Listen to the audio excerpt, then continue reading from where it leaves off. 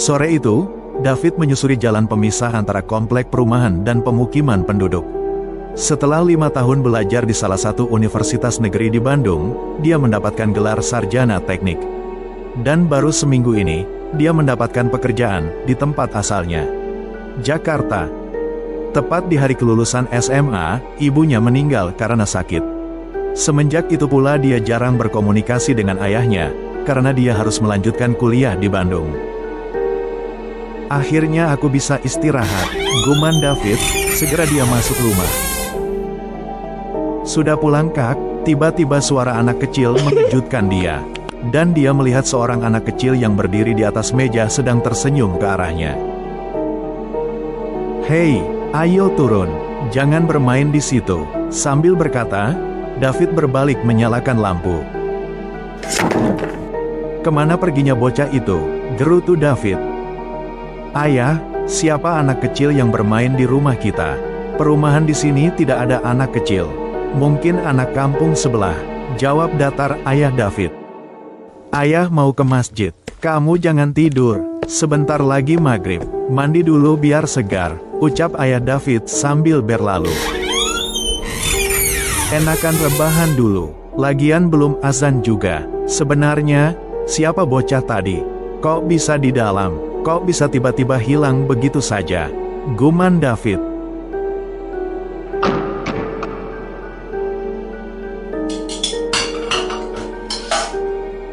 Apa yang kau lakukan di sini, Citra? Bagaimana kalau ayahku tahu? Ucap David setengah berbisik. Gak papa, aku sudah biasa di sini. Ini aku buatkan mie, makanlah. Tapi nanti temani aku jalan-jalan di pasar malam. Balas wanita yang dipanggil Citra oleh David.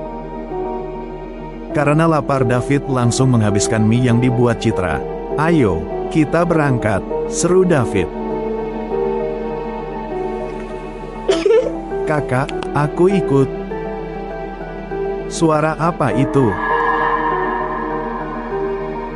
Bukan apa-apa, ayo. Citra adalah teman dekat David sejak SMP. Karena David harus kuliah di Bandung, maka mereka tidak pernah berhubungan lagi.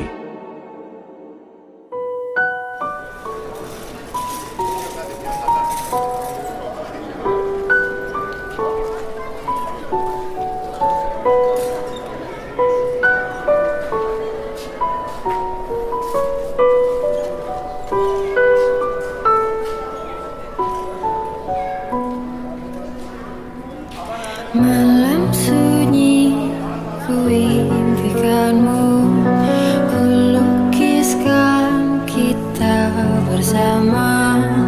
Namun selalu aku bertanya, adakah aku di mimpimu? David, kita istirahat dulu. Di hatiku. Bangun bro, kenapa kau tidur di sini? Apa kau tidak tahu? Di sini, angker, sering ada penampakan hantu wanita. Dari mana saja kau? Semalam gak pulang? Aku bersama Citra ke pasar malam di kampung sebelah.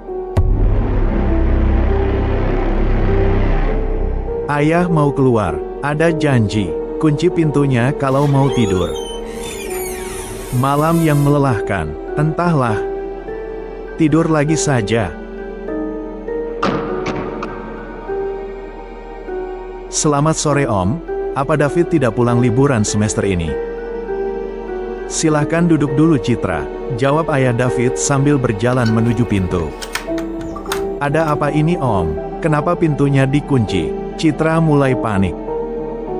Sambil mendorong, ayah David berkata, Citra temani Om sebentar. Nanti Om kasih uang. Citra segera berdiri dan berlari mencari jalan keluar. Tetapi semua usahanya sia-sia.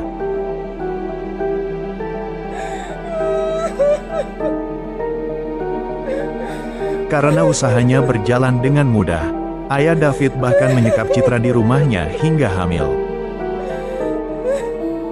Kemasi barang-barangmu di rumah. Bilang orang tuamu kamu kerja di luar kota. Lalu, tinggallah di sini. kata ayah David menenangkan Citra. Karena dia ingin bayinya baik-baik saja, Citra pun menurut, meski kadang, dia berubah pikiran. Dia berusaha keluar dari rumah itu. Dan akhirnya,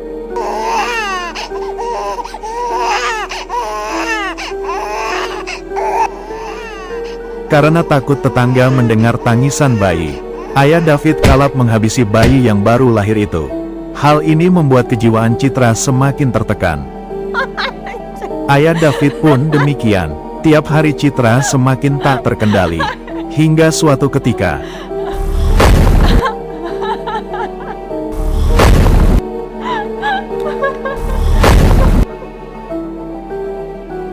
meski sangat menyesal, ayah David juga tidak mau ditangkap polisi. Maka dia segera membawa mayat Citra ke sebuah lapangan. Agar tidak ada yang tahu, dia menguburkannya di bawah tiang lampu jalan. Kakak, tolong ibu. Mimpi yang terasa nyata. Segera David berlari menuju tempat di mana Citra dikubur seperti dalam mimpinya. Tolong bantu aku, ambil pacul dan ajak yang lain. Kita ketemu di lapangan. Ini serius, seru David pada temannya yang kebetulan hendak pergi ke masjid.